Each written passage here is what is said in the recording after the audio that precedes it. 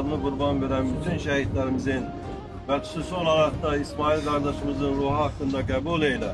Amin. Ey alemlerin Rabbi olan Uca Allah'ım, o aziz şehitlerimizi ahirette Resuluna, Ehl-i Beyt'e, Ashab-ı Kiram'a komşu eyle.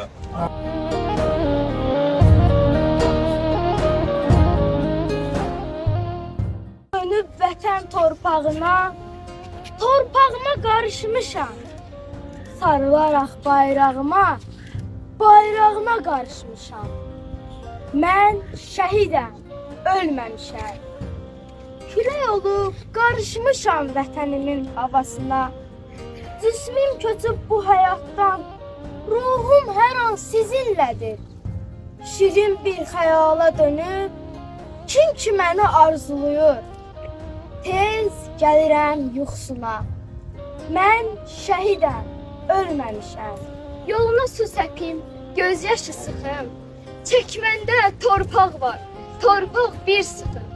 Bir əskər çəkməni köksümə sıxım.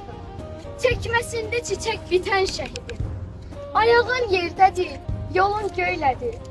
Göydən ulduz uçdu, yaram göynədir. Xəbərin oldu mu, o qız neylədir? Dönüb üfüqlərdə itən şəhidim. Bugün İsmail balamızın, şehidimizin mevlududur.